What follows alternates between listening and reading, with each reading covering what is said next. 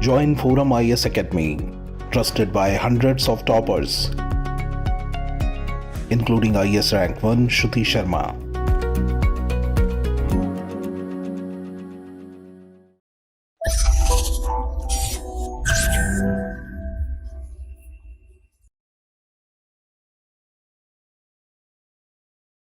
Hi, my name is Krishnan. I'll be doing the Hindu news analysis for the day. These are the 5 articles that we'll be discussing, and towards the end we'll analyze previous year questions. So let us move on to the first article. This article is about how Buddhism is being used as a soft power by both India and China. So have a look at this map. So here the article talks about how India and China is using Buddhism as soft power. This is Kapilavastu. This is where Lord Buddha was born. So this place is called the Shakya. So Shakyas of Kapilavastu was a republic. You might have heard of it. So let us see what is this article is talking about. So why is it in news? Because superpowers like India and China are interested to promote their brand of Buddhism. So not the Buddhism that is in countries like Nepal or Myanmar, but what they feel is best for their interest. They are trying to push that type of Buddhism. So let us have a brief look about the history of Shakyas, and then about Buddha's role in history, and then we'll go on to the geopolitics of Buddhism. So the Shakyas of Kapilavastu, or a republic, did not have an army. So what happened after Buddha's parinirvana? They were invaded by a lot of other army, so they were massacred. What happened? Few Shakyas escaped to Greater Magadha, that is Bihar. Below Bihar they came. Few came to Gandhara, that is in Afghanistan, and few went to Myanmar. Many settled in Kathmandu itself, and they were given a status equal to that of a Vajracharya priest. So local Hindu priest, that level of status they were given. But what happened? They were not permitted to practice priesthood outside their families. So what happens in Hiranyavarna Mahavira temple, Shakyas alternate as they are temple caretakers as well as they conduct rituals. So there's a temple in Nepal called the Kumari temple. It's a very old temple. So apart from that temple, this Hiranyavarna Mahavira. So this temple is a temple where a 1,000-year-old tradition still continues. So what happened? Recently, Government of India gave a grant to renovate certain portions of this golden temple. So this created a controversy. Why? Because many local Nepal people believe that India is interested in this project only because Lumbini, this is the birthplace of Buddha. After Lumbini, this place is the most frequently visited place by the Chinese tourists. So India wants to send a message. So this shows India's vested interest and strategies, like that few local Nepalese think. So what is India's brand of Buddhism? So for India, Buddhism provides an identity of peace and tranquility, calmness. Why it gave a sense of peace and tranquility? Because during the time of independence, both Hinduism and Islam, they were fighting each other. So a central point was found through Buddhism only. That is why Buddhist symbols are used. What are the Buddhist symbols? Ashok pillar, the Ashok chakra in the flag, the lion inscription. So everything that is used as Indian symbol came from Buddhism.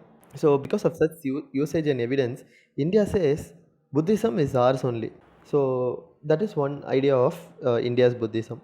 So what happened? They convened the Global Buddhist Summit in April. Right? Last month, India convened the Global Buddhist Summit. Why they did this? So basically, they did this to provoke China only. Why? Because they were promoting Tibetan Buddhism and Dalai Lama. So China got provoked because of this. In this event, what happened? There were no Nepal representatives. So this summit was hosted by International Buddhist Confederation. So this is a Buddhist organization based in India. So this has no member from Supreme Dhamma Council of Nepal. So they are telling this committee is not very legit. And see, even Bhutan, nobody from Bhutan, a Buddhist nation, was present. And so they are telling India is interested only in promoting Tibetan Buddhism because Tibetan Buddhism only has greater Western appeal. So they are telling they are using Tibetan Buddhism as a geopolitical tool.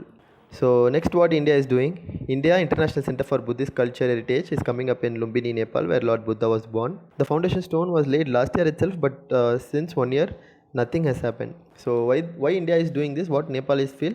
Because Gautam Buddha international airport is coming in Bairahava in Nepal. India sees this as a Chinese project because Chinese constructor is involved in the scheme. So to counter that, India is doing this Indian International Center for Buddhist Culture and Heritage. So that is how local Nepalis see it. So why India is seeing the airport as a Chinese project? Because project financed by Asian Development Bank, but contractor, who is a contractor? Chinese contractor only. Next, what is happening? India's stand on Buddhism can be understood by saying earlier a lot of people used to say Buddha was born in India, but Buddha was born in Nepal. So India also accepted it. Prime Minister went to Nepal Parliament and in the Constituent Assembly he said Buddha was born in Nepal only.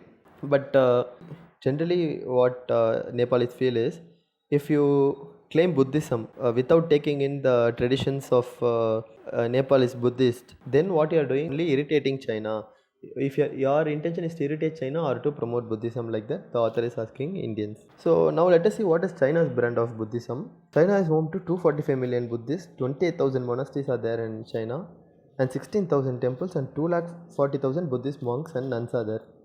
So this makes Buddhism an important soft power for China. So what is happening here? When it comes to the Chinese brand of Buddhism, what China is doing is it is showing different types of, it is promoting different types of Buddhism.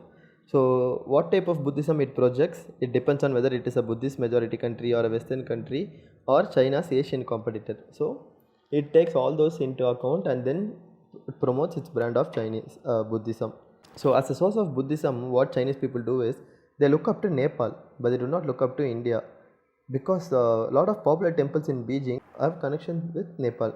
So the Neva Ranjana scripts that are used on the pillars of the temple, or these temples were built by Nepali artist called Arniko. So China looks up to Nepal only when it comes to Buddhism. So this person Arniko, so even he is very much respected in China. So what China did, it used all these Buddhist narratives along with infrastructure investments in Sri Lanka, Cambodia, Laos and other Buddhist countries. So what is happening? A lot of crowds are going to Buddhist temple these days. So China is no longer willing to stay away from Buddhism. So it's coming up with its own version of Buddhism, not just to integrate Buddhist people, but also it is using Chinese brand of Buddhism as a soft power. So what Nepalese think, China is going to send 5 million Buddhist pilgrims to Nepal and they will establish hotels and other businesses which will improve investments and this will lead to soft power. And Nepal think India is going to invest in Lumbini. But what the author is telling is, see, whatever geopolitical problem you have, you do it, but don't use Nepal as your Buddhist Disneyland. So Buddhism is very dear to us, it is sacred to us, but don't use your geopolitical tactics here. Like that the author is trying to convey. So this is what this article is about. Let us now move on to the next topic. This topic is about new excavation that is going on in Delhi's Purana Kila site. In this article we'll see what are the things that we got in this excavation.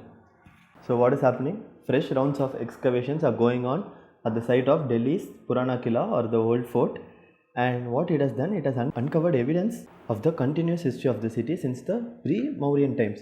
So since pre-Mauryan times itself, this place has been in existence. So first what did they find? They found shards of painted graveware pottery which are usually dated around 1200 BC to 600 BC. Then what they said, so since this place is very old, the antiquity of the place is very old, what the government has decided, this site could host one of the programs of G20. So that important this place is. So this site could host one of the accompanying events that will be happening because of the G20 leadership summit. So who built the Purana Kila? It was built by Sher Shah Suri and Mughal Emperor Humayun. And what people believe is this place is only Indraprastha, which is mentioned in Mahabharata. So Indraprastha is the kingdom of Pandavas. So many believe this place is only Indraprastha. So what else did they find there? They found the remains of a 900-year-old Vaikunta Vishnu from Rajput period. Then what they found, a terracotta plaque of goddess Gajalakshmi from the Gupta period. Then structural remains of a 2000-year-old terracotta ring well. So this ring well is from Mauryan period. And next, a well-defined 4-room complex. This is from the Sunga Kushan period, which is 2300 years ago. And what else did they discover about the place? So they got more than 136 coins and 35 seals, and sealings have been discovered from a small excavated area. So this showed that the site is very important for trade and trade related activities. So this is the third round of excavations which began in January. So earlier, when did the excavation take place? It took place in 2013-14 and 2017-18. So who started this excavation? It is Padma Vibhushan B.B. Lal. He only carried out excavation inside the fort. So in 1954 he once did it, and in 1969-73 he again did it. So what did they find in this site? 9 cultural revels. They saw her. So what are these kingdoms? Pre-Mauryan, Mauryan, Sunga, Kushana, Gupta, Post-Gupta, Rajput, Sultanate and Mughals. So all these 9 periods we have evidence for in that site. So but what is the challenge here? To uncover chronology. That is only the great challenge. So the ongoing excavation, what is the main purpose? To establish complete chronology. So right now they have structures from the Kushana have been exposed. So that is one good thing that has happened so far. And one more thing is this excavation will give more idea about the ancient city of Indraprastha. So that is also very sought after. So what happened? Excavation reports of earlier sessions have already been submitted. But what is the Archaeological Survey of India Director General has not published it yet. So that is one thing. So but what people inside ASI are telling, the findings of the current excavation will be compiled and submitted this year, like that they are telling. And what they are going to do, they are going to have an open air museum. So the culture minister has said Purana Kila would be soon reopened and excavate. So what will happen? The excavated remains, they are telling, will be preserved, conserved and provided with a shade. What else is saying? The site will be showcased as an open air site museum. So this will allow the visitors to experience the rich legacy of Delhi. So the excavated remains will be also displayed to the delegates of G20 summit. So for them to see and to know our antiquity, since time immemorial we are there, continuity. While all the civilizations have been broken, we are still continuing. All those things they will show to the G20 delegates. So this is what this news article is about. Now let us move on to the next topic.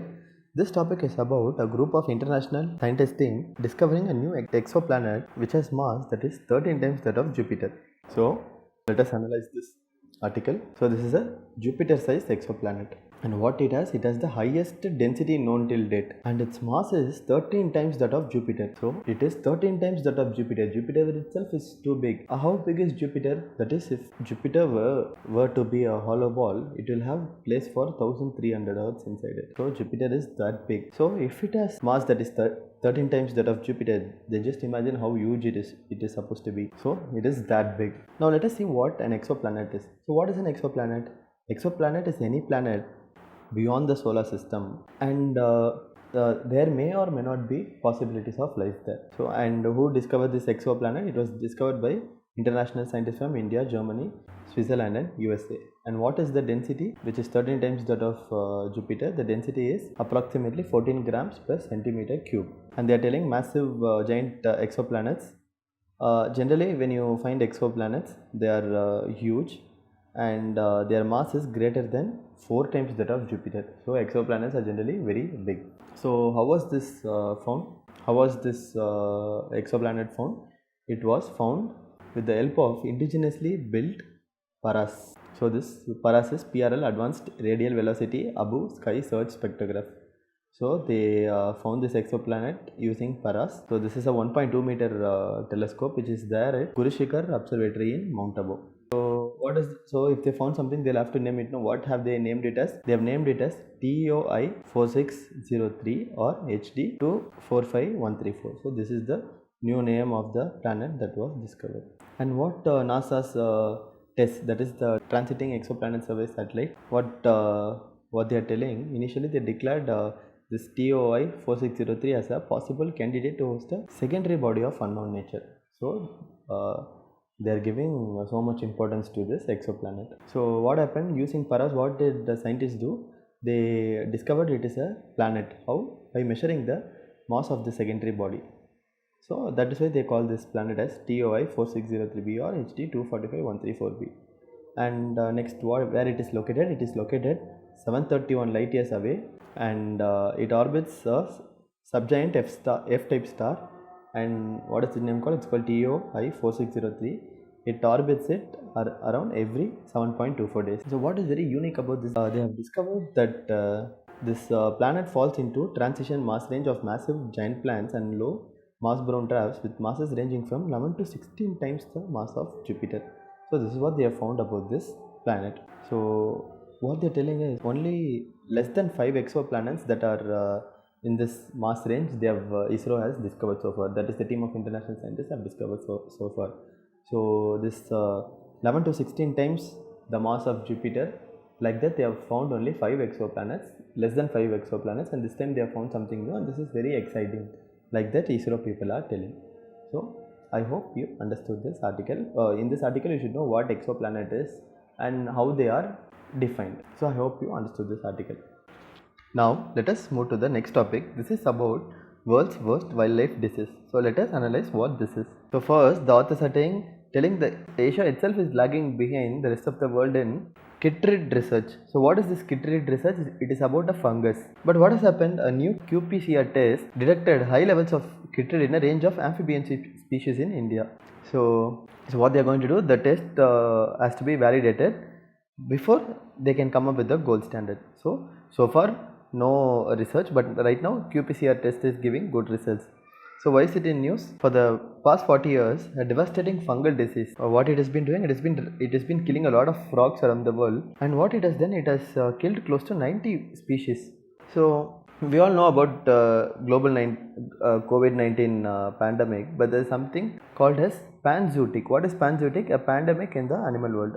So they are telling this is the world's worst wildlife disease. Now let us see about chytridomycosis. So what is chytridomycosis? It is also called as chytrid. So this is a skin disease caused by a fungal pathogen. So this pathogen is called amphibian chytrid fungus. So now let us see how this disease progresses. So this chytrid fungi is microscopic and they Next, what happens? The fungi releases spores that swim through the water until they settle on the skin of a new host. So what will happen? Infected animals may show no symptoms at all, or they may become sick with symptoms such as unhealthy skin, sluggishness, or they may even die. So how the deaths are caused? Deaths are caused by heart failure, and these heart failures are results from inability of the diseased amphibian to regulate the water through moving through its permeable skin. So now let us analyze how few species develop resistance to chytridomycosis. So species like the American bullfrog, African clawed frog are said to be resistant. What happens? These resistant species are a major concern because they will act as carriers of this fungal disease. So what will happen? They will move to new locations and there they will give this disease to amphibians that are susceptible or more likely to become sick with this disease. So these species will be resistant to the disease, but they will carry the disease and give it to amphibians that will become susceptible to this disease. So but right now we can understand why some species are resistant. They are telling this is possible because of there are certain methods in amphibians. So these amphibians develop certain methods so that when other amphibians are dying, these populations will not die because they'll see what is happening and they'll develop certain methods. So now let us see about the species resistance to chytridomycosis. So what happens? This amphibian population normally have large numbers of these bacteria in the skin. So slowly they will be more resistant to developing chytridomycosis. So the production by the poison glands in amphibian skin of chemicals called antimicrobial pesticides. So they discourage the growth of the disease. So specific types, combinations or amounts of antimicrobial pesticides might help some species to be more resistant to chytridomycosis. So what some amphibian species or population will do is they will develop genetic resistance to the development of this disease. But how it is happening, that mechanism is not people are not able to understand it yet. So how do we find out about this disease? To find out if a frog is carrying chytrid, researchers what they do, they swab the animal and run the same type of test like the one that happens in the COVID-19. So what is it? What the test is called? It's called the qPCR. So it stands for quantitative polymerase chain reaction, and simply put, it is a way to measure the volume of DNA from a species of interest. So who developed this test? It was developed at CSIRO in 2004, and scientists swapped the frog skin for research for the test. So the test can detect another closely related species of chytrid that infects salamanders. So the test is also more sensitive, meaning it can detect very low infection levels. So thereby what it will do, it will broaden the scope of species we can study. So the new qPCR test was successful at detecting this chytrid in samples from India, Australia and Panama. So right now what we are supposed to do is we need to validate and promote this method, so that this becomes the new gold standard for chytrid testing. So how do we do the research? A team led by the researchers at Council of Scientific and Industrial Research Center for Cell and Molecular Biology in India, they had been working on a new qPCR test that can detect strains of chytrid from Asia. So what they did, they collaborated with researchers in Australia and Panama, and now they have verified the new test. So they are telling this will detect chytrid in other countries also. So this is what this article is about. Now let us move on to the next article. This article is about what is happening in Serbia and a province in Serbia called Kosovo. So why it is in news? Because there are violent clashes between Kosovo's police and NATO-led peacekeepers on one side and local Serbians on the other. So where is Kosovo? It is in Serbia. So what is happening there? Kosovo is a mainly ethnic Albanian populated territory. So this was earlier a province of Serbia, and what happened? They declared their independence in 2008 itself, so they are no longer a part of Serbia. So Kosovans tell that they are not part of Serbia. But what Serbia has done, it has refused to recognize Kosovo's statehood, and they're telling you are still part of Serbia only. But Serbia has no control over Kosovo. But they are telling this Kosovo is still part of Serbia only. But what has happened? Kosovo's independence, 100 countries have recognized Kosovo's independence, and even the United States has recognized Kosovo's independence. And but what has happened? Russia, China and 5 European nations are siding with Serbia. They're telling no, Kosovo is not an independent country, it is a part of Serbia only. So what has happened? This deadlock has kept tension simmering, and this has prevented full stabilization of the Balkan region. So you all know what happened in 1990s, right? There were civil wars and people were killing each other, brothers killing each other, people from just because they are following different religions, different race, they started killing each other. So but right now it is alright, but only this region has got some problems. So NATO is in news. So Finland becomes the 31st member of NATO. So you all know it was established in 1949 as North Atlantic Treaty. It is also called as Washington Treaty. Who were the initial members? US, Canada and a lot of Western European countries. So it was established during the Cold War. Why? Because there was a threat posed to them by the communist bloc led by Soviet Union. So an NATO decision is the expression of collective will, and all 31 member countries will work together on consensus. So where is its headquarters? It's located at Boulevard Leopard 3rd in the city of Brussels, Belgium. So who are the recent members? North Macedonia and Finland. NATO recognized Bosnia and Herzegovina, Georgia. So NATO recognized Bosnia and Herzegovina, Georgia and Ukraine as pairing members. So these two countries are not part of NATO yet, and this is a part of. So let us move on to the previous year question section. The partition of Bengal made by Lord Curzon in 1905 lasted until the First World War, were needed by the British and the partition. No. King George V abrogated Curzon's act at Royal Darbar in Delhi 1901. Yes, this is the right answer. Gandhiji launched his civil decision. No. The partition of India in 1950 when East Bengal. No, this is also not. So the right answer is B. The 1929 session of Indian National Congress is significant. Why? Because self-government. No. Purna Swaraj. This is wrong. This is true. Non-cooperation movement was not launched then. It was not the most significant decision to this also, but the right answer is B. Satriya dance. So this is very important. It's a classical dance. Satriya is a combination of music, dance and drama. Yes, this is true. It is a centuries-old living tradition of Vaishnavism of Assam. Yes, it's also true. It's based on classical Tulsidas, Kabir. No, it is based on Shankaradeva, Burgit. So 3 is wrong. Answer is B, 1 and 2 only. So the Gadar, what is the Gadar party? Revolutionary Association of Indians with headquarters at San Francisco. So all easy questions. So thanks for listening us. If you like this content, you share it, subscribe it, and send it to your friends. You can follow us on YouTube, Instagram, Telegram, and also on Facebook. Thanks for tuning in. I'll see you again tomorrow. Thank you.